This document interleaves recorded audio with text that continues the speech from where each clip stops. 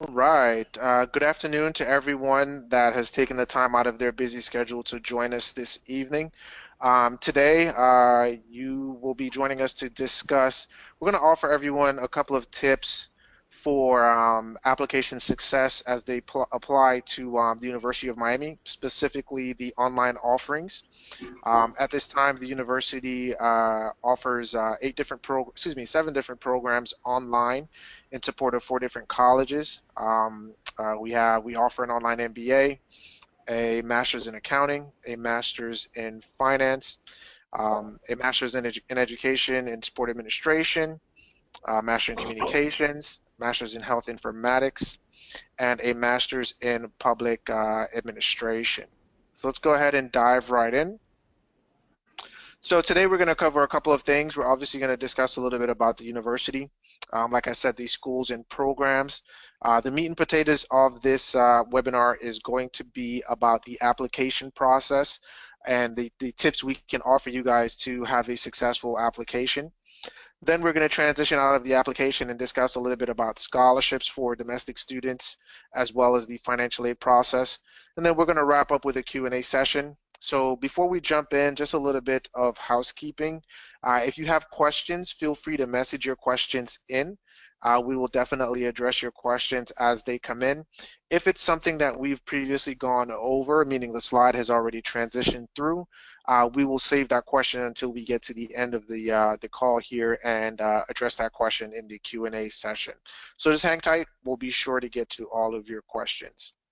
My name is Jonathan Burton. I am the Senior Enrollment Advisor here at U Online, and I will be your moderator this evening. On the call, we have Ganesha Johnson. She is Ganesha is a previous student here at U Online, and she recently completed her Master's of Education in Sport Administration. Ganesha, you want to take a second to introduce yourself? Sure thing. My name's Janisha Johnson. Like Jonathan just stated, I just graduated back in May with my master's in sport administration through the U Online program, which is a very, very great program. And it's been about a month, it'll be a month and a half since graduation that I'll start my new position with the Ohio State University at Lima as the athletic director. So I'm excited about that with getting started with my career after finishing up this program. Perfect, perfect. Congratulations on your new position as well. All right, let's go ahead and dive right in. So, the first thing I want to discuss with everyone is the quality of an education without compromising your current obligations. One of the things that online offerings offer students is the ability to study regardless of their geographic location. Now, we are located in Coral Gables, Florida. And a lot of students, especially graduate students, would love to attend the university, but unfortunately, it's just not possible sometimes because students, it's difficult to relocate. So the online offerings allow students to do that. A lot of our programs can be tailor-made towards your schedule. You have the opportunity to attend at your own pace. You can take time off if you need to. And in addition to that, you have access to all the same resources as an on-campus student, specifically the faculty. So before we transition out of this, Ganesha, as you were making your decision to join a program, tell me what your thought process was in terms of on-campus study versus online study. What were your thoughts on that? Sure. I had already started working, full time, not in the career that I wanted to, but just in general. So I knew that I could not take off the time to traditionally go to school or, sit in class. I needed a fully online program. And there were a couple of schools here in Ohio and, and across the nation that offered online programs in sport administration specifically, but they still had requirements of, having to come to campus for 2 weeks out of the summer, 3 weeks here and there. And again, I just didn't have that time to take off work at all, let alone fit in, 2 to 3 hours of class in the evenings throughout my, my work day or my work week. So when I stumbled upon the online program with the University of Miami, and I was reaching out to the enrollment advisors and speaking to them to find that it was 100%, like you said, online, no obligations to come to campus, but there were still opportunities for us to come if we would like, with different conferences and things. That was real major for me to go ahead and say, this is what I want to pursue, and this is the program for me. So that way I don't have to stop my, my work life, but I could still get this awesome education at the same time. Perfect. Thank you for sharing that. So also, before we transition on, the second bullet point here is just saying that the degree programs can be tailored to the student's interests and their career aspirations. In your case, tell me what what your experience was in terms of once you looked at the curriculum, what you thought about the sport administration program. Was it just in line with what you were looking for? Sure. It was indeed. I knew that I wanted to become an athletic director. I was working in sports, but not full time. I was just a high school girls JV coach. And so when I looked through the classes that they had to offer, I saw the titles, and it gives descriptions of what the classes are about. It really dawned on me that, hey, this is what I need. This is the information that I would like to learn, and this is the type of education that's going to make me valuable, as an employee. One day. So it was very thorough, and the classes, even after that, even actually going through the classes and taking those classes, it was a very great program, very informative, and very helpful academically as well. Okay, thank you. What about your interaction with your professors? Did you think, I'm sure you attended a traditional four-year university for your undergrad. Did you feel like it was any different in terms of access to your professors as you went through your graduate program here? Oh, most certainly, and I don't mean that in a bad way. It's actually a very good way. A lot of professors in traditional, when you're going to campus, they only have office hours during certain times. You can only catch them here and there. You can only catch them at class. So my fear was that being an online class, it would be even harder, because we don't have meeting times, and they may have office hours, but who knows, when they would get back to you. But whenever we have a question, whenever there was confusion with an assignment, or there's always things going on with an online program. You just want to get clarification. Our professors are always there. Within 24 hours, we would have a response. And if it was a matter of, because they teach on campus as well, or they were attending a conference, or they were going to be out of town, or not on campus, they will let us know ahead of time. Hey, next week during this time I'm not going to be in, so let us know, so that, or ahead of time, let me know if you need anything, so that we can take care of that either before I leave or when I get back. So that open line of communication is definitely there, and I felt more connected to campus, to the school, and to my professors than I did in this online program, than I did with physically going to school during my undergrad career. Perfect. Thank you so much. I'm sorry, slides are switching out on me here. Okay, perfect. So schools and programs. So just like we discussed earlier in the introduction for the call, the School of Business offers the Master's in Business Administration, a Master's in Finance, as well as a Master's in Accounting. In the case of Ganesha, her program was housed under the School of Education here at the University of Miami, where she mastered in Sport Administration. And then we also offer a Master's in Public Administration. The School of Medicine offers a Master's in Health Informatics, as well as School of Communication offers a Master's in Communication Studies. Now, if you are interested in any one of these programs, definitely take a second to go online and fill out the inquiry at www.miami.edu/online, and an enrollment advisor will contact you as soon as possible. Now, the application process. Before we dive into it, I just want to give Ganesha an opportunity to tell us about her experience as she went through her application with her enrollment advisor. I know it's been quite some time, but Ganesha, do you recall what that process was like? I do, because I knew I was running out of time. I made the decision at the last minute to start looking into grad schools, and starting to consider getting my master's degree in something. So knowing that deadlines were approaching, knowing that January start date was coming, I think it was about October or November. that I started. And my enrollment advisor, again, same with, the professors with having access to the staff there and the faculty. I could always get in touch with her. She always got back to me in a timely manner. She helped me make sure that I had all my documents, in order when submitting them. And it wasn't just, the enrollment advisor that I came into contact with. It was different entities because I am a veteran student.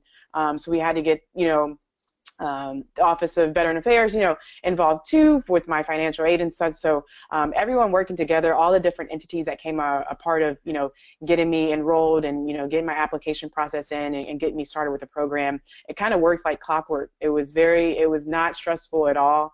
From the time that I started the process, from the time that, I got the go ahead, that I was accepted and started getting my financial aid done with those guys, with me being a veteran student, I would say it took maybe 2 weeks at the most.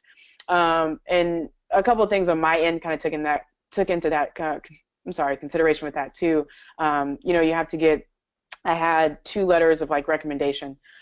So those guys needed a couple days to actually type up my letter and get it back to me. But all in all, it was a very, very, very seamless process. And again, from looking around at different schools and having friends that chose to go to other universities and stuff, that process for them was not as memorable as mine was. So I was very fortunate with the staff there with their help. Yeah, definitely. I just want to piggyback on what Ganesha just said. That's what we're here for. Once you start an application, we don't want you to go through this process on your own.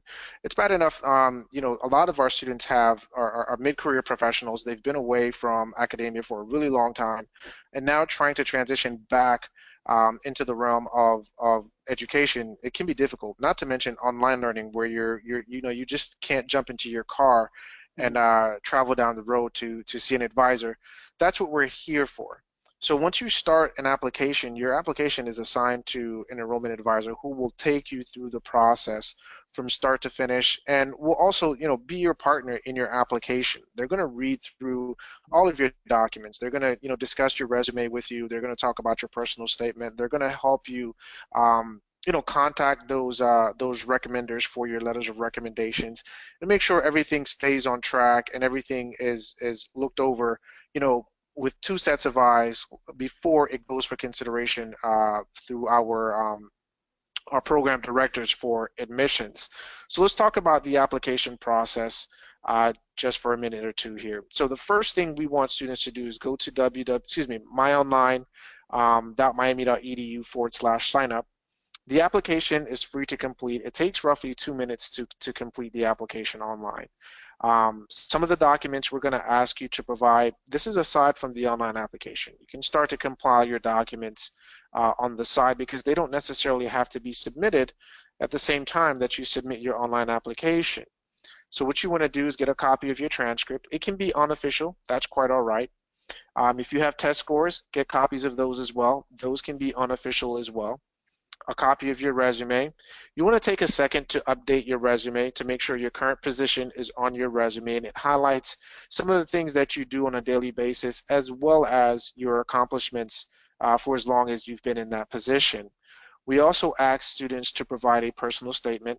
The personal statement is somewhat, you can consider it your motivation. We want to hear about your undergrad experience. Why did you choose that major? What did you enjoy about it?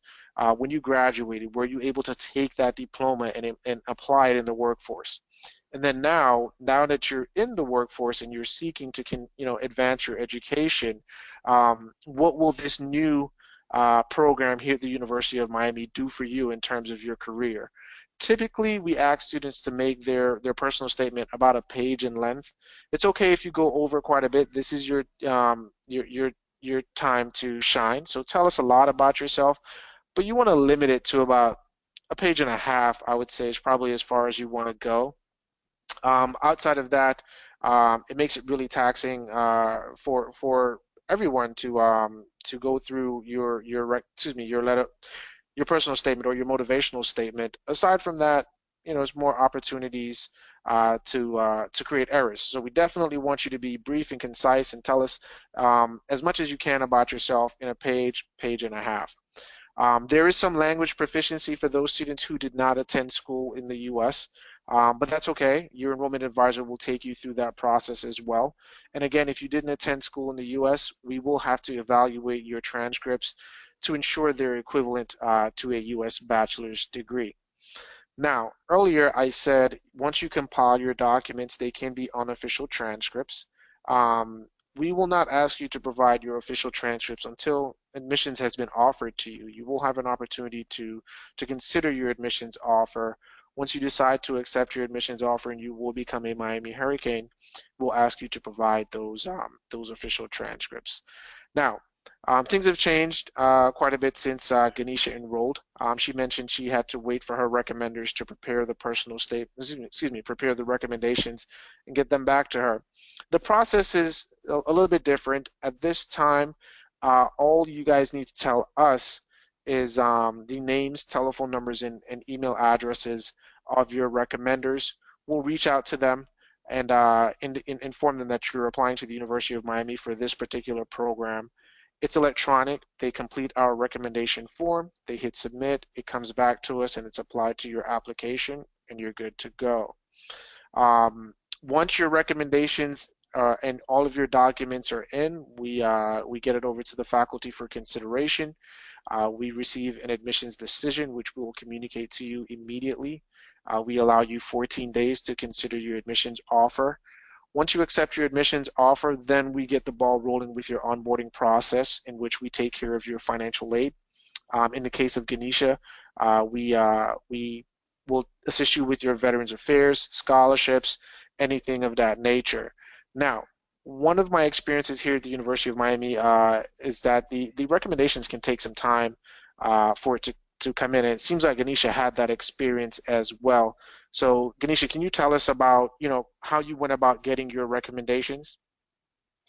Sure. I had been coaching or volunteering, different community involvement. I'm sorry, community programs that I was involved in. So when I reached out to more than two, just in case, someone forgot or, they changed their mind or, they wouldn't get it back in a timely manner.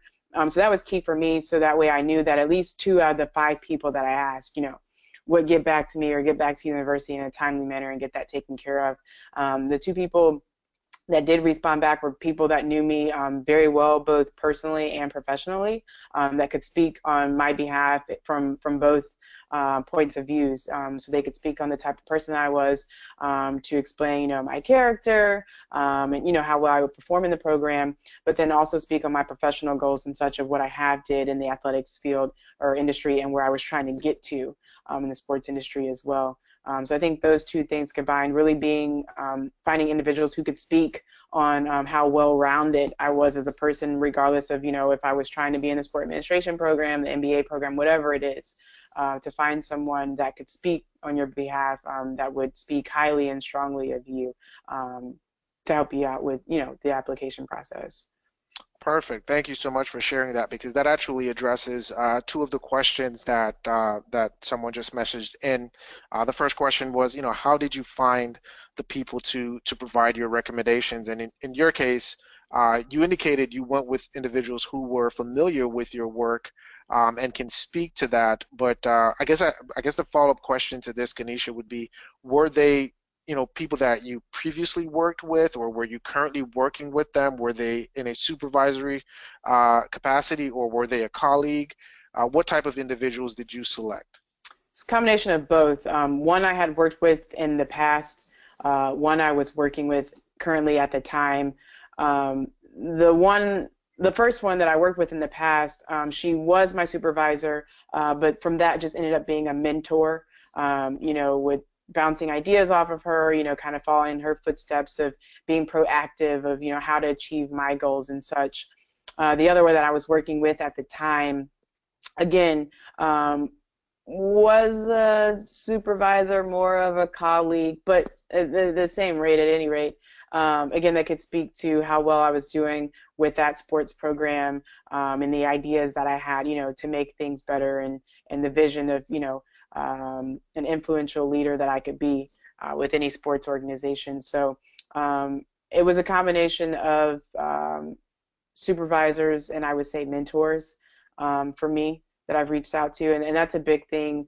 I kind of going off topic here. Networking is huge, and that's I've learned that being in this program that was awesome for me. My professors are always there to help me out with networking, not just within the school, but in the community down there in Miami. But networking is key. Whether you work with these individuals that you're thinking about asking, or you're not working with them yet, I would still reach out to get yourself familiar with different individuals in if you're interested in the MBA program, individuals that are, in the human resources or the business industry, talk to them, get to know them, let them get to know you so that they can make recommendations for you to get you to where you're trying to go. That's awesome. That's great advice. And you actually touched on one thing earlier that I thought was an excellent idea for you, that a lot of students should consider.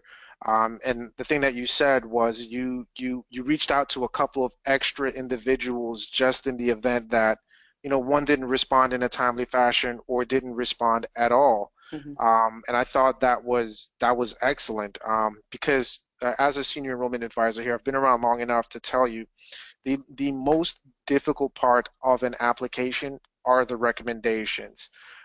Sometimes our students will aim for the CEO of their organization, and that can be pretty difficult. For when you reach out to individuals in such prominent roles, they're pretty busy and they have a lot on their plate, and it takes them quite some time Hmm. to get that back to to the student. So good information. I like that. Definitely have a backup plan just in case that recommender doesn't come through in time. So good information. Thank you so much, Ganesha. Hmm. All right, so let's continue to press on. So the timelines. There actually are two timelines that students need to be aware of as they approach the application. If you're interested in starting in the fall, there are two deadlines. The first one is the early admissions deadline. That is coming up on July 10th. That's somewhat of a soft deadline. What that does for you is that allows you to gain admissions into the program, reserve your seat without paying the enrollment deposit, and that guarantees your seat in the program. Now, that's somewhat of a soft deadline. The firm deadline is coming up on August 7th. This deadline, once you go beyond the July 10th timeframe, at that point, you'll be responsible for paying the enrollment deposit. And beyond the July 10th timeframe, there are no guarantees for your seat in your respective program because it's based on availability and space at that time. So what I normally encourage students to do is once you've identified the University of Miami as your school of choice, definitely fill out the application. It's free. It takes 2 minutes, and get started. This way, an enrollment advisor can contact you and get you rolling through the process. Now, Ganesha, you said at the onset of the call that you had been thinking about it for quite some time if you were going to apply or not, and when you decided to apply, you realized you were up against a deadline. What was your experience in that in working or collaborating with your enrollment advisor to get your application submitted in time? Sure. My enrollment advisor was very, very, very informative. I was thinking, and like you kind of mentioned, the recommendations being a tough part of the application process. I was overwhelmed by the entire application process itself. But when I spoke to my enrollment advisor, she reassured me of a lot of things. She thoroughly went through the process, each step of what I had to do next, what was going to happen next, what we had to, or what was going to take place and what we had to prepare for. So knowing that my enrollment advisor was kind of by my side the whole way, that was comforting in a sense of I know there's deadlines, but I also know that it's going to be okay. Like she's going to help me get there, and everything's going to work out fine. So the deadlines were in place, and at first, like I said, they were intimidating. But working with my enrollment advisor and her reassuring me that we can take care of this here, explaining, just being very thorough. That helped out a lot. And again, it was just a very seamless process and it worked out fine. Perfect, perfect. Again, that's what we're here for, is to make the process as smooth and as efficient as possible for you guys. While Ganesha was talking, a question came in. How much is the enrollment deposit? and what are the benefits. And I'll go over it again. I don't think I mentioned the cost of the enrollment deposit, so I'll address that as well. The cost of your deposit is a $300 deposit, and that's applicable regardless of which term you're applying to. So that's always going to be there. But we do offer students an opportunity to work around the deposit and offer them some cost-saving opportunities with the early decision deadline. But aside from the cost, the cost is minimal in comparison to the fact that your seat is guaranteed, meaning if we enroll 5 million students, we'll make sure there's room for you. Once you go beyond that timeline, there's some logistics that come into play. We have to create class sizes, and it's based on availability at that time. So with July 10th right around the corner, if you're considering it, definitely start that application, get in touch with an enrollment advisor. You can even get in touch with an enrollment advisor without starting an application. You can simply fill out an inquiry or just go to our website, get that phone number, and just give us a call, and we'll answer any questions you have. But the huge benefit is of the early admissions deadline is definitely securing your seat and being able to start for the September 4th start date that's coming up. So very good question. All right, your personal statement. So let's go back a little bit. Like I said earlier, your personal statement you want your personal statement to be about a page in length. More than anything, what the personal statement does is tell us a little bit about you and your motivation. As an advisor, what I like to see in a personal statement from a student is tell me about your academic experience and what major did you select, what you liked about that major, and how you were able to apply that major to your career. Aside from that, tell me how your current career is going, what you like about it, if you could change it, or if you can impact your industry, what would you do? And then tell us why you chose this program and how this program is going to get you to where you want to be, how you're going to, make those changes in your program now, or in your particular career. Ganesha, can you tell us or give us some insight in terms of how you did with your personal statement? Sure. A lot of mine touched on um, my professional goals, what I ultimately wanted to do, what I wanted to be, how I wanted to get there, um, and then also what I've been doing in preparation to get there as well. Um, I think how it was explained to me is that not only do I want to make sure that I'm going to be a good fit for whatever program I'm trying to get into, but the program is also going to be a good fit for me. So if my goals or dreams or aspirations, weren't going to be in line with the University of Miami Sport Administration program, then it was no sense of me, wasting time or money or efforts, pursuing that program. So I really just focused in on what my goals were, how I've been working to get to my goals and accomplish my goals without this degree, and then how this degree would help me, beyond that to finish accomplishing my goals. Perfect. Looks like it worked out great. Yeah. All right. Now, resume. This is one of the things that has a lot of opportunities to make the application that much better and that much more compelling for the faculty member that's reviewing your application. Now, a lot of times students struggle with highlighting their accomplishments.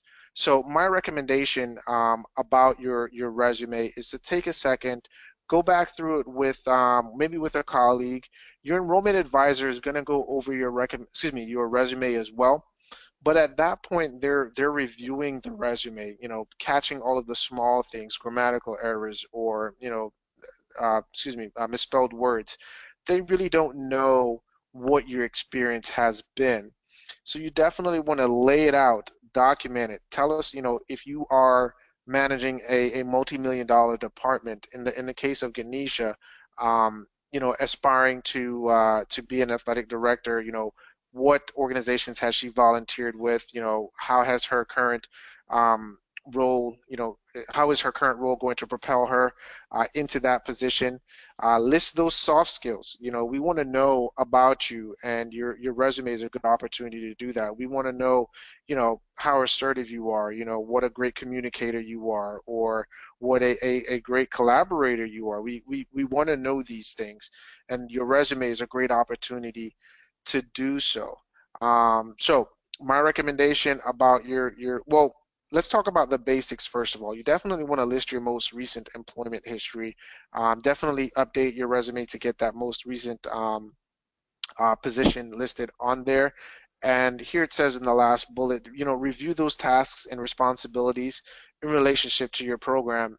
That's actually a very good point, especially if it relates to your program. So if you are, for example, let's say you are applying to the MBA program and you're a realtor, and you've negotiated, let's say, upwards of $1 million within the last quarter, leading up to the time that you apply to your application. You want to highlight that. That's a very strong point and something that's going to come into consideration as the faculty member reviews your resume.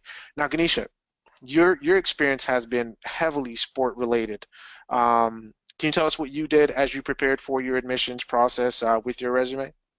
Sure. I had been coaching a number of interscholastic sports with youth sports organizations as well.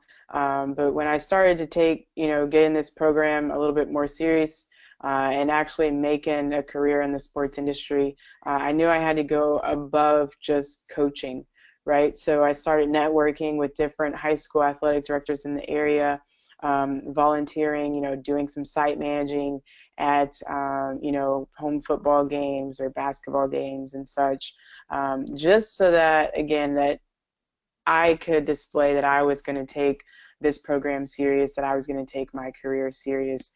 Um, that was and it was tough. So trying to work my normal 9 to 5 job, and then having to get that extra experience, with volunteering or, just spending out a couple of hours, helping at different events.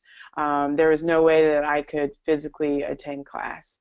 That was just never going to happen. Even during this program, I completed an internship with the Cincinnati Reds, the professional baseball team. Again, there was no way that I would be able to work my normal job, do my internship, and physically go to class. It's just not enough hours in the day. So volunteering and internships were huge to add to my resume upon getting into the program and during the program as well. Absolutely. Ganesha, while you were talking, a very interesting question came in. It says here, what if you're self-employed and have always been self-employed? That's actually something we see quite a bit. And believe it or not, there's a lot that you can put in order to create a resume, about being self-employed. Think about it this way. Being self-employed means you wear several hats. That means you take care of your own marketing. That means you take care of your own accounting and finances. You take care of your own human resource department, meaning you coach, you employ. Sometimes you terminate. You see every spectrum of what a normal business goes through. So what you want to do is take a second, start a resume, think about those things that you do every single day. You meet with clients, you close deals, you create new offerings. Those are the things we want to see. Believe it or not, entrepreneurs are uh, very popular in our MBA programs. A lot of entrepreneurs also take our graduate certificate in accounting practice because they want to expand their skills in terms of managing their own business. So certainly, although you are self-employed, there's a lot that you do that you can document on a resume to help influence your admissions process. And I want to emphasize on one thing. As a entrepreneur, you see what your business potential is, and you know what your accomplishments are year over year. So you definitely want to highlight those things in your resume because it's going to be really it's going to help you shine that much more. Perfect.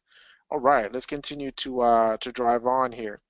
Transcripts. Now, like I said before, the when you start your application, one of the cool things that students actually enjoy about our application process is that you can provide unofficial transcripts throughout your admissions process. And then once you've decided you want to join the University of Miami, you will need to provide that official transcript. But here are some of the specific things that you need to know. A lot of times students attend post-secondary institutions, several of them, as they go through their academic career to obtain their bachelor's degree or even an advanced degree such as a master's degree. You want to make sure you list every school you've attended, and you want to make sure you provide all of those transcripts. Now, the most popular question that we see here is, hey, this information is documented on one transcript. Can I provide just that transcript and I'll be okay? No, you actually need to provide both transcripts because a lot of times you will see the transfer credits, but we won't see the actual grade outcomes for each course. And a lot of times faculty members want to see those grades. We want to know how you did in your more quantitative courses, to help us make a determination as to whether or not you can handle the rigors of the program that you are applying to. So transcripts, definitely take a look at that. Make sure you are in good standing with those previous schools so you can get those transcripts over to us. Another thing, test scores and professional certifications. You definitely want to provide those things. If you have a particular license or a particular skill set with a certification, it could be project management or financial management or financial advisor certificate. You definitely want to include those things in your application. Send those over to your enrollment advisor to get those attached to your application. They actually go a very long way. Scholarships. Now, let's talk about this. Grad school is a daunting situation for a lot of students, but the most overwhelming aspect of it is, hey, how am I going to finance my education? So before I jump into this, I know Ganesha as a distance learner actually considered this before she started the program, and I just want to get her take on it. What she did, or how was her enrollment advisor involved in explaining what her scholarship benefits are as she approached her program? Most definitely. And I had no clue that there were scholarships available or graduate assistantships whatsoever. It was just explained to me. My enrollment advisor, again, being very thorough, went through those things with me, let me know what my I wouldn't say benefits, but if there are any extra perks, for military members or veterans or whoever. So I did not know about those. She did go through them very thoroughly, and it did ended up helping me in the long run. And regardless of you yourself, you're paying out of pocket or with loans, or you are prior military or what have you, just to know that you did receive a scholarship for academically or community service, whatever it may be, or you did receive that graduate assistantship. It still feels like an accomplishment to know that you were recognized, or that you could receive those scholarships too, to go into your what word am I looking for? Your graduate career, I guess. Okay. Actually, Ganesha, that's pretty insightful. I never thought of it that way. I always looked at scholarships from a financial perspective, but you just offered me a different or perspective on scholarships. You're right. You definitely want to be recognized for your accomplishments, Mhm. whether it be that undergrad GPA, a specific test score, like you said, your community involvement, your career in your sense, being a service member. You're right, and there's a sense of pride that goes along with that. So thank you so much for sharing that. That's actually very good. Um, Sure. Now, in terms of the actual scholarships that we offer, let's talk about them. Right now, we are offering 4 different scholarships. The first one being a merit-based scholarship. This scholarship is based on the student's credentials. We're going to take a look at your GPA, your postgraduate work experience, and your GMAT, GRE test scores. as it relates to your application. In order to receive that merit scholarship, we're looking for students with an exemplary track record as it relates to these requirements, the GPA, postgraduate work experience, and the GMAT GRE score. Now, each student is going to be different, and it's hard to say. So what I would encourage everyone to do is definitely submit your information over and discuss it with your enrollment advisor to see if you are eligible for this scholarship. Now, the next type of scholarship we offer is a military scholarship. This military scholarship applies to not only active service members, but also our veterans as well. In the case of Ganesha, you were a veteran at the time you applied, correct? Hmm. Okay, so Ganesha would have received a veteran scholarship. Usually, I want to stress this, definitely, if you are a service member, you definitely want to take advantage of that benefit. It's really simple for us to verify. We would either get a copy of your DD-214, or if you're a current service member, a most recent copy of your LES, to verify that you are a service member to receive this scholarship, because it's actually the highest scholarship award that we offer. So if you're a service member or even a veteran and you are interested in advancing your education, definitely look into that scholarship. If you are a double cane, you're near and dear to our hearts. We do offer a scholarship for returning alumni to the University of Miami. So if you definitely want to stress that point with your enrollment advisor that you graduated from the University of Miami through your undergrad, or even if you did your undergrad somewhere but have an advanced degree through the University of Miami, definitely inform your enrollment advisor. This way they can apply that scholarship for you. And the last scholarship is the employee scholarship. Employees, we love you guys too. We definitely want to make sure that you are recognized for your loyalty to the University of Miami, and we will offer you a scholarship as well. So if you have any questions about that, definitely contact your enrollment advisor, and they will break down the scholarships for you and tell you which one you would be eligible for. Right now, as a matter of fact, the everyone, we currently offer a admission scholarship for every single program throughout our online offerings. So we know for certain um, if you are able to gain admissions into your program, you will receive a scholarship. So please give us a call and we'll get that information out to you as soon as possible.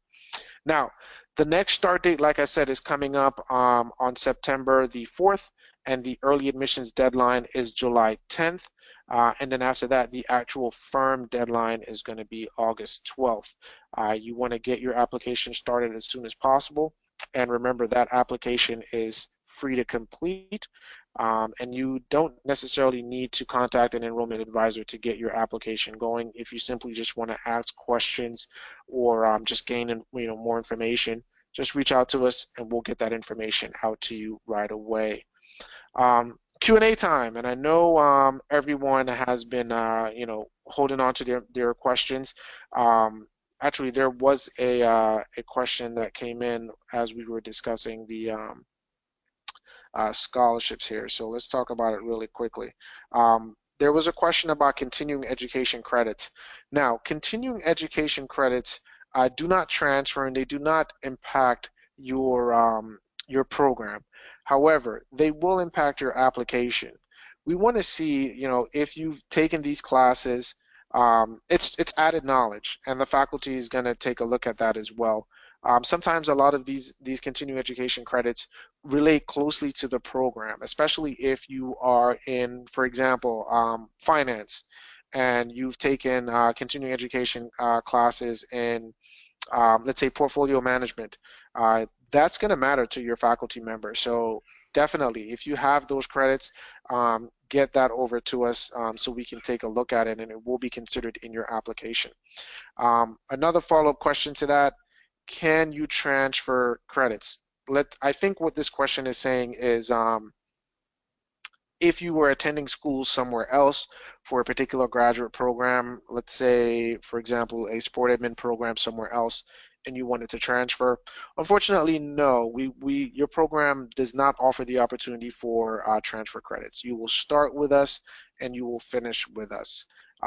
So no transfer credits. And last but not least, if you, this is actually a very interesting question. Um, if you start one program and you transfer over to another program, can your classes transfer between programs? That's yes, that's fair. Um, Sometimes classes do overlap. If you're in an MBA program and in a master's in finance, some of your classes will overlap. Um, those classes will be transferable between programs. So if that happens, rest assured your classes will hold up. Now we do have a question about the financial aid process, and I'll pitch this one over to Ganesha. Ganesha, can you tell us about your experience with financial aid? The question is, how easy is it to apply for financial aid or any financial benefit? Did you think the process was difficult or tedious? Tell us what your experience was. No, no, not difficult whatsoever. It's still just, completing my FAFSA and making sure that all the information on there for the school was correct. And again, my enrollment advisor made sure that I had that information, so that way that there was no, miscommunication. She also kind of let me know when, the school had received the information, the timeline of what should happen next, not just with the application process itself, but specifically my financial aid. And again, getting me connected with Veteran Affairs to make sure all of that was set in stone too. So not difficult at all. Very similar to the same with undergrad, with financial aid with that too as well. And I think the best advice that I give with that is if you have questions about the scholarships or any type of financial aid, whether it be, military benefits or FAFSA or anything, don't hesitate to ask. The line of communication is always open, whether it be a phone call or an email. And if I'm not mistaken, when I was going through this process, I would make phone calls at like 6 o'clock at night. And I was still getting answers. It wasn't 8 to 4:30 or 8 to 5 thing. When I got off work at 4:30 or 5 o'clock, I was still able to speak to someone after that. And that was real huge because if I forgot a question or, I got tied up at work, but I really needed to know about my financial aid or the application process in general, they were still open and available after I got off work, at least until 6 o'clock. Perfect. Yeah, I just want to piggyback on something that Ganesha said here, or that she stressed. It's the importance of your enrollment advisor and the collaboration that's going to take place through your application. We don't want you to be an expert at this. We want you to contact us. I personally, as a senior advisor here, I get nervous when I don't hear from my students. So you can never call me enough. Call me, send me that email so I can get those questions answered for you and put your mind at ease. So I like that Ganesha was able to work closely with her enrollment advisor, especially when you're up against the deadline and time is of the essence. So like Ganesha said, I definitely want to stress, you shouldn't have any fear in asking a question or even multiple questions. Like she said, even if it's 6 p.m., pick up that phone or send that email and we'll get an answer to you immediately. A couple of questions that were coming in while Ganesha was discussing her experience with financial aid. um, if you enroll in a graduate certificate program, will those classes transfer to a full-time program once you finish? Yes, um, those classes will.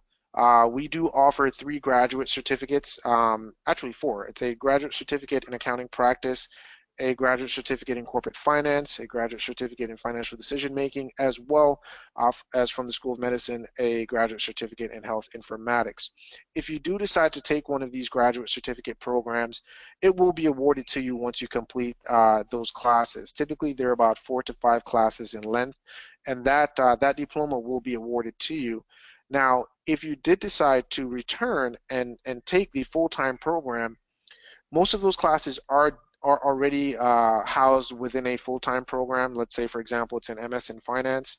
You wouldn't retake those classes. You would simply take the classes that you would need to complete the program. Those classes will be held up for you. You won't have to repeat that at all. And then last question. Give me one second here. On-campus orientation says here, what is the date for the on-campus orientation and when does the online orientation need to be completed? For your let's talk about the online orientation first. Ganesha, did you attend the on-campus orientation or you did the online orientation? No, I did the online orientation. I don't think the on-campus orientation was a thing yet, so I'm kind of jealous that it's being offered now. That would have been cool to do, but yeah. So it was the online orientation, and again, it was set up to my schedule. They basically said, "Hey, Okay. let us know when you can do this." We worked out a time, and it was not difficult at all. We get it set up. They send you the link, and then you join in, kind of like we're doing now, and they walk you through. Um, Everything. So very, very, very easygoing and Okay, informative. perfect. Okay, so to answer the question, the specific deadline for your online orientation, everyone, regardless of program, has to complete an online orientation. The deadline for that is 30 days after you have accepted your admissions offer. So if you accept your admissions offer on the 1st, just know that your online orientation needs to be completed by the 30th. The online orientation is how we ensure you are able to successfully navigate through all of our systems, our tools and resources to have the greatest chance for success as you go through your program. So that's critical for us to ensure that you complete that. Now, in terms of the on-campus orientation, the on-campus orientation is 9 times out of 10 going to be the weekend before your first day of class. So classes start on Monday, September 4th. So your on-campus orientation would be September 2nd. And through that orientation, it's a whole day event. The faculty is there, your enrollment advisor is there, program directors, everyone comes out. Sebastian, the mascot, comes out. Everybody comes out to this. It's a really huge event, and it takes place throughout an entire day. So, very good question. I believe that wraps it up. Ganesha, I want to thank you so much, and I want to congratulate you again on your new position at Ohio State. I wish you great success, Thank you. Thank you and very thank you much. for no problem at all. And thank you for joining us. I want to thank everyone for taking their time this evening to meet with us. Hopefully, this call offered you some insight into the application. And like Ganesha said, never feel like you should fear asking a question. Ask that question and we'll get that answer for you as soon as possible. And always feel free to pick up the phone, or if you don't want to pick up the phone, you can always fill out an online inquiry and an enrollment advisor will respond to you as soon as possible.